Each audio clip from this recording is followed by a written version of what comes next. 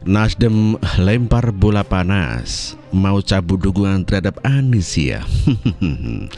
Ya mungkin sebagian dari kalian sudah melihat di media sosial mengenai link berita di mana Surya Paloh siap mencabut dukungan terhadap Anies jika memang diperintahkan Jokowi.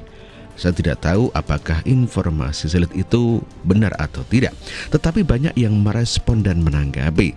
Saya asumsikan ini benar, lalu pertanyaannya adalah apa makna dan maksud Paloh mengatakan itu? Apakah Nasdem sudah sadar, menyesal, lalu tobat ingin kembali bergabung dengan pemerintah? Tetapi saya pribadi tidak melihat dari sudut pandang seperti itu. Melihat gelagat Nasdem sejak mengusung Anies hingga sekarang rasanya ada yang aneh. Saya malah melihatnya sebagai sebuah perangkap yang disiapkan untuk Jokowi. Saya yakin Jokowi tidak akan masuk perangkap seperti itu, tidak gampang memberikan umpan dan Jokowi memakan umpan itu. Jokowi tipe orang yang hati-hati bahkan saat berbicara. Jadi sangat tidak mungkin kalau Jokowi meminta Nasdem agar membuang Anies. Ini bisa menjadi blunder terbesar yang bakal menjatuhkan Jokowi. Jokowi takkan sebodoh itu melakukan hal-hal yang konyol. Tapi ucapan itu bisa menimbulkan salah tafsir dan persepsi. Ini seolah Jokowi menginginkan Anies tidak didukung Nasdem.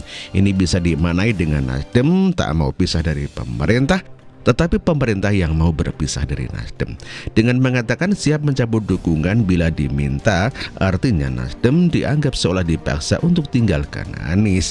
Jika memang terpaksa, ada bau-bau ingin playing victim, seolah Nasdem ingin menantang Jokowi agar memerintahkan Nasdem mencabut dukungan terhadap Anies. Nasdem berkali-kali memancing Jokowi, tetapi belum berhasil. Good luck buat Nasdem jika mau ngotot memancing Jokowi.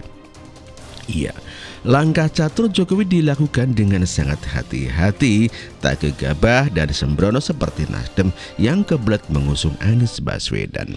Sebelumnya Nasdem juga seolah memancing agar menterinya direshuffle. Kelihatan jelas mereka akan playing victim jika ini beneran terjadi. Saya pribadi mendukung Jokowi segera melakukan reshuffle terhadap seluruh menteri dari Nasdem. Tak ada gunanya mempertahankan mereka. Ini win-win solution buat keduanya.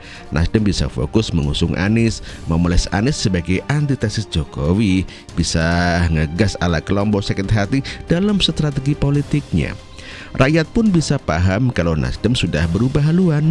Mau banting setir, jangan tanggung-tanggung. Tak perlu bermain dua kaki, berstandar ganda dan bikin bingung banyak pihak.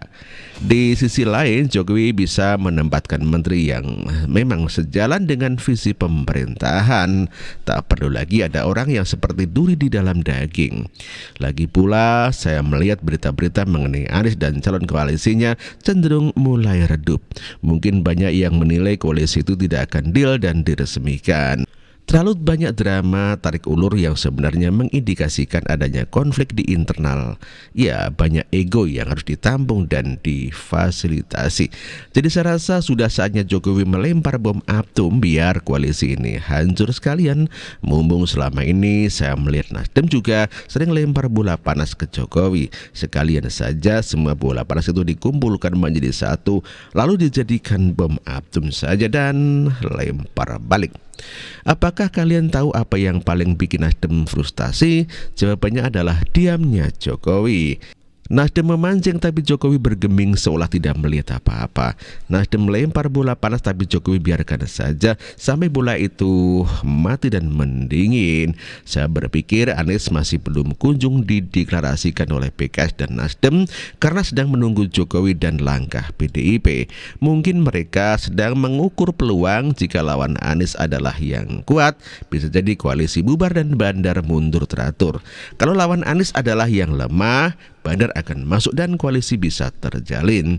Penantian ini sangat bikin kelompok sebelah frustasi. Inilah alasan kenapa Jokowi sering meminta agar jangan terburu-buru usung capres.